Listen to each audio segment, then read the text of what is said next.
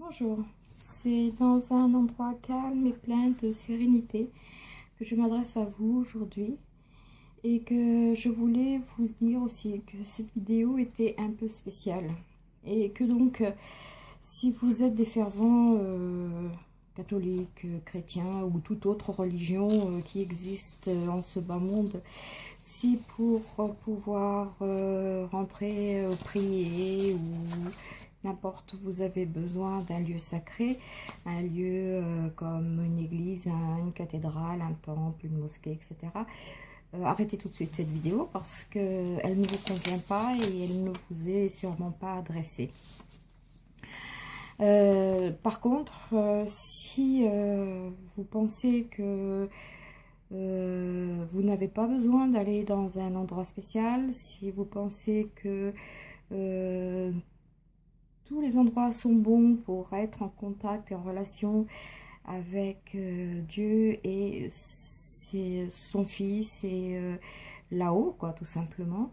Alors, continuez parce que je pense que vous allez apprendre certaines choses qui sont relativement intéressantes, à savoir déjà, qui vont vous aider dans votre démarche, dans votre destinée, et pourquoi pas avancer et être encore plus dans la foi et être encore plus croyant et que les miracles arrivent par centaines. C'est ce que je vous souhaite. C'est ce qui m'est arrivé depuis un certain temps. Je vous informe que j'ai pris quelques notes, bien sûr, parce que j'ai un petit peu la mémoire qui flanche depuis un certain temps. Et c'est vrai que c'est comme je vous l'ai dit au début, cette vidéo est un peu spéciale, donc j'ai dû aller sur... j'ai été sur internet pour aller faire quelques recherches pour mon chemin de vie, on va dire. Et je suis tombée sur des choses complètement qui m'ont assis, qui m'ont laissé complètement pantoise et enfin auxquelles je n'aurais jamais cru avoir accès en fait. Voilà. Les secrets, alors quand on, je sais pas pour ceux qui ont pu voir Da Vinci Code, ce qu'ils en ont pensé et s'ils y croient ou s'ils y croient pas. Toujours est-il que Da Vinci Code, c'est, permettez-moi l'expression, du pépi de chat à côté de ce que j'ai moi vu sur internet et découvert. Tout d'abord, tout d'abord, il faut savoir que l'Église nous a caché plein de choses. Pour ceux qui ne le savent pas, il y en a qui le savent déjà forcément, mais ceux qui ne le savent pas, ils nous ont caché plein de choses.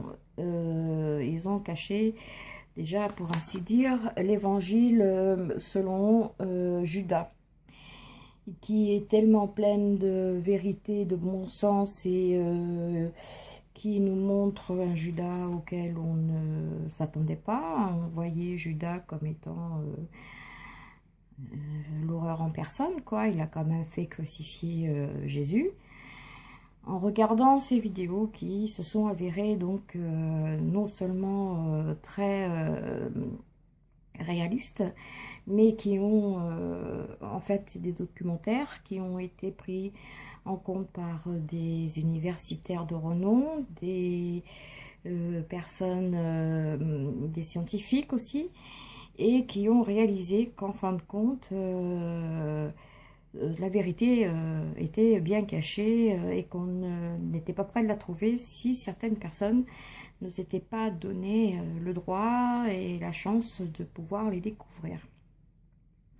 Donc je vais vous parler donc de l'évangile de Judas.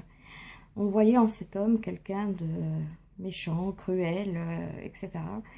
En fait, en regardant bien ces documentaires, on en a conclu, enfin moi j'ai conclu après coup parce que les scientifiques l'avaient conclu avant moi, qu'en fait ce n'était pas du tout méchant, mais que Judas était l'un des apôtres préférés de Jésus, qu'il savait exactement les enseignements de Jésus, qu'il le comprenait par-dessus tout.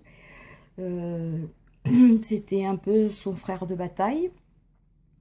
Et il savait aussi, Jésus savait aussi que lui allait le trahir, puisque telle était sa destinée. Voilà, sa destinée était de trahir Jésus.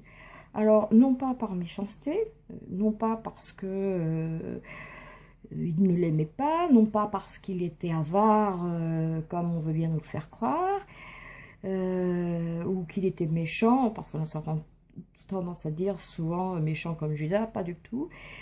Ce qu'il a fait, en fait, c'était un acte de foi. Voilà, un acte de foi, un acte d'amour, parce que vous allez me dire, mais c'est n'importe quoi. Pourquoi il fait crucifier son meilleur ami, l'homme en qui il croit le plus, et c'est un acte d'amour.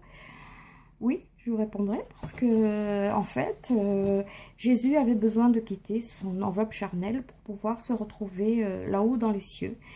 Et donc, après avoir fait son enseignement sur terre, il a déclenché de grandes révoltes, des guerres, surtout au niveau des Romains qui n'étaient pas du tout d'accord avec lui. Et par le fait, il fallait qu'il quitte son enveloppe charnelle. Et celui qui était destiné à lui faire quitter son enveloppe charnelle, c'était Judas. Et il le savait depuis le départ. Donc ce n'est pas du tout un acte de méchanceté cruelle, c'est juste un acte d'amour pour que Jésus, excusez-moi, du lapsus, pour que Jésus puisse quitter son enveloppe charnelle, quitter son corps, et qu'il puisse monter aux cieux et se retrouver près de son Père. D'ailleurs, le fait est que au bout de 3 jours, quand on l'a descendu de la croix, au bout de 3 jours, Jésus avait ressuscité. Donc, on sait maintenant que quand une âme quitte un corps, en fait, elle reste 3 jours parmi nous pour se séparer de tous ceux qu'elle aimait, que cette âme aimait, pour lui dire au revoir, pour voilà, ce qu'a fait Jésus, en fait, à Marie-Madeleine, à sa mère et à d'autres très peu d'apôtres d'ailleurs, à qui il s'est présenté parce que personne ne voulait le croire. Il trouvait que c'était une hérésie et que ce n'était absolument pas possible. Parce que bien qu'étant des apôtres de Jésus, encore une fois, ils suivaient, mais bon, ils ont assisté à plein de choses, mais c'est pas pour ça qu'ils avaient leur cœur ouvert. Ils avaient leur esprit ouvert, mais pas leur cœur.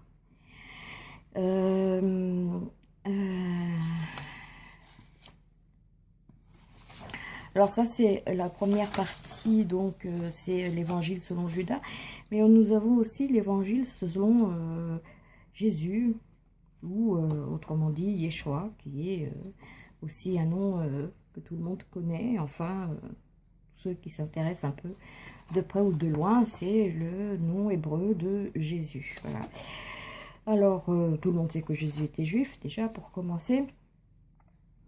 À savoir même que si cela risque encore de choquer quelques-uns d'entre vous, Jésus n'était pas du tout d'accord avec la Bible, et s'il revenait en tant incarné en tant qu'humain, le pauvre, il aurait du souci à se faire, parce que ce qui est écrit dans la Bible est complètement faussé et complètement... ça n'a aucun sens, en fait, parce que Jésus dit je ne suis pas le Fils de Dieu, je suis le Fils du Père. Nous avons tous une partie de Dieu en nous, même si nous ne sommes pas nés de Dieu directement, puisque nous avons tous un père et une mère charnelle. Nous n'avons qu'un père spirituel, c'est Dieu. Et Jésus était pareil, il était né d'un être humain, donc de Marie, qui était humaine, même si elle était vierge à l'époque, elle était quand même humaine. Donc il est né de l'homme. Il est né de l'homme. Donc, tout en ayant forcément une part de Dieu en lui. C'est évident. C'est même pas la peine de le dire, quoi. Ça coule de source. Donc, Jésus, ce qu'il préconisait, c'était que chacun d'entre nous avait donc cette partie de lumière en lui, que c'était en fait à nous de la chercher et de la trouver, parce que nous n'avons pas besoin d'aller dans des dans des lieux sacrés, une forêt, un endroit calme, le bord de mer, peu importe. Vous avez de nombreux endroits pour être en contact avec les puissances de là-haut. Il suffit juste de le vouloir très fort, d'ouvrir votre cœur et ça se fait tout seul, automatiquement. Évidemment, vous avez quelques prières, si vous êtes féru des prières, si vous êtes féru de charme, vous pouvez envoyer quelques prières au ciel pour que votre demande ou ce que vous voulez leur dire, votre discussion soit mieux entendue et mieux perçue. Mais ceci dit, étant donné qu'on a déjà une partie de Dieu en nous, nous ne faisons qu'un avec lui. Donc nous n'avons pas besoin d'aller dans des endroits inaccessibles, quoi. N'importe où. Voilà. Ici, moi, assise sur ma chaise, j'allume une bougie, je fais une prière et je libère mon esprit, j'ouvre mon cœur et je suis relayée avec là-haut. Donc absolument pas de faire du tralala. C'est inutile, inutile le tralala. Ça ne sert absolument à rien. Ou alors à faire comme dans les films à la télé, sur une petite vérité qui est grande comme ça, on coud tout un dialogue, toute une histoire qui, bon, ça fait passer un bon moment, mais qui n'est pas vrai pour autant, quoi. Donc ne cherchez pas à aller ailleurs que où vous êtes, c'est tout simplement. Calme, silence, prière et connexion. Point.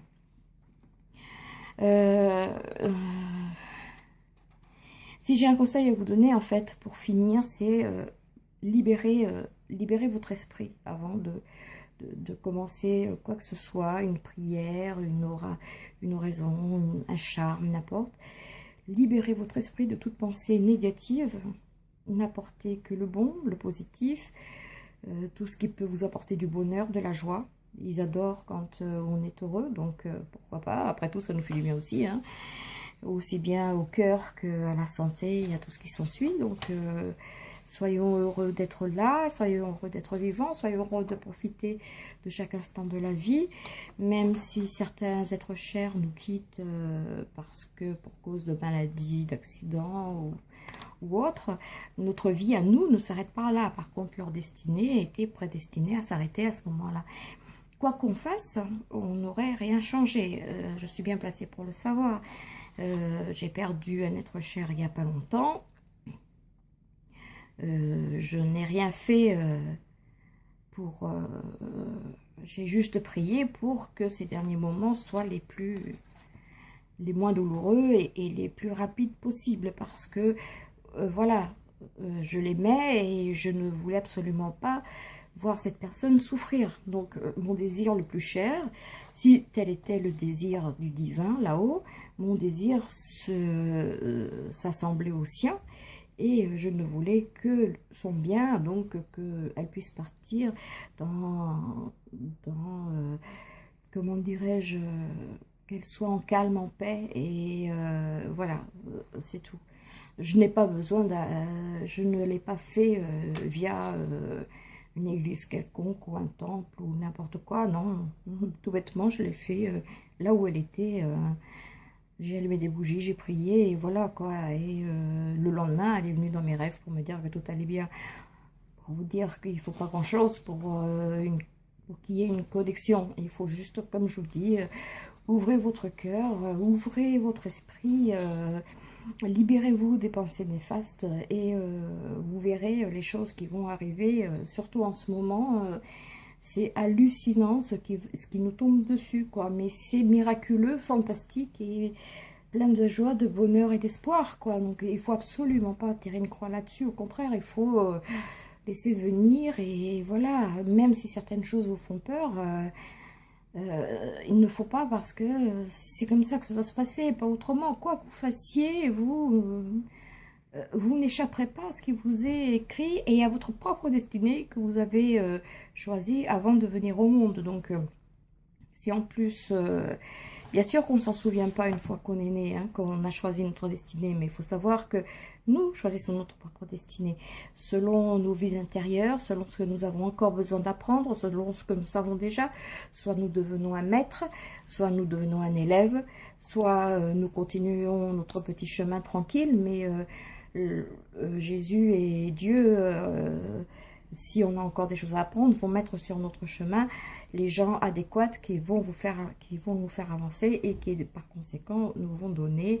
vont nous apprendre, pardon, je parle à l'envers, ouais, tout va bien, vont nous mettre face à nous des gens qui vont nous aider à évoluer dans notre propre destinée. Ceci, j'espère que vous n'avez plus aucun, comment dirais-je, pas difficulté, mais aucun doute. Le mot exact, aucun doute, sur le fait que nous sommes tous réunis. Nous ne faisons qu'un. L'exemple le plus banal, un couple qui se marie, qui a des enfants, automatiquement, quand il a des enfants, l'enfant a un bout du père et un bout de la mère en lui. Donc, pour Dieu, c'est pareil. On est tous des âmes qui ont été créées par Dieu, donc forcément nous avons un bout de Dieu en nous, c'est la lumière divine. Pardon, excusez-moi. On appelle ça la lumière divine. Nous avons tous la lumière divine en nous, notre cœur, notre âme est divine. Donc le jour où on quittera notre vieille carcasse qui nous casse les bonbons et qui des fois est branlante, le jour où nous la quitterons parce que notre destinée est arrivée à son bout, parce que notre cycle est là et c'est la fin de notre cycle sur cette terre. Et en tant que, nous retournons là-haut et puis là, nous nous souviendrons de ce que nous avons fait ici, ce que nous avons fait ailleurs, ce que nous savons déjà, ce qu'il nous reste à apprendre. Et par conséquent, nous voyons si, Dieu juge si nous avons besoin d'une réincarnation, si ce que nous savons, nous pouvons l'apprendre là-haut, ou si nous faut redescendre de façon à apprendre encore plus de choses, parce que nous n'en avons pas appris assez. Voilà. Donc, à part le fait de vous dire d'être heureux, d'être confiant, de profiter de chaque instant que la vie vous propose. Dieu seul sait que les bons moments sont parfois moins bons que moins nombreux que les mauvais, pardon. Mais ils peuvent se transformer en bons si nous avons la foi. C'est-à-dire si nous demandons de l'aide là-haut, si nous leur disons, écoutez, gros coup de blues aujourd'hui, ça va pas, aidez-moi à surmonter ça. Et on va faire en sorte que cela s'arrange.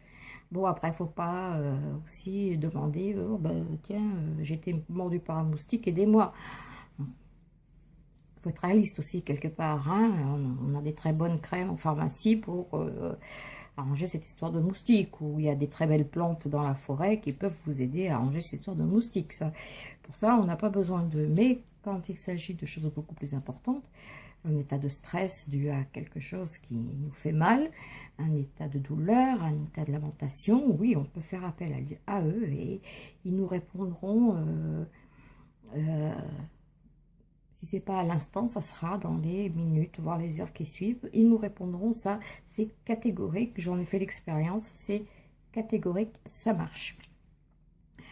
Donc, j'espère ne pas trop vous avoir choqué, déboussolé avec cette nouvelle vidéo. Je suis en toute sérénité ici. C'est un endroit que j'adore, même si des choses pas très belles s'y sont passées. J'essaye de vous contacter ou de vous envoyer un maximum d'ondes positives parce que en ce qui me concerne je vais plutôt bien, donc si je crois que j'ai fait le tour de la question. Comme je vous disais, gardez toujours l'esprit et votre cœur ouvert. Faites attention à tout ce qui tourne autour de vous. Soyez dans le moment présent, parce que tout se passe dans le moment présent. Quoi que vous cherchiez, c'est là, tout de suite et maintenant. Et ça ne sera pas ni hier, ni demain, parce que demain n'est pas encore là. Et hier, c'est déjà du passé. Donc, c'est maintenant. Tous les petits miracles du quotidien, tout ce que vous avez demandé, dont vous attendez une réponse, tout ce qui peut arriver de bien ou de mal, mais dont il faut tirer du bien, c'est maintenant, ici. C'est pas plus tard, c'est maintenant. Donc, vivez votre présent tel qu'il est là, à l'instant. N'attendez pas dire, tiens, je vais attendre 14 heures ou 15 heures pour faire attention à ce qu'il y a autour de moi. Non, non, faites-le dès maintenant. N'hésitez pas à faire des méditations pour libérer votre esprit.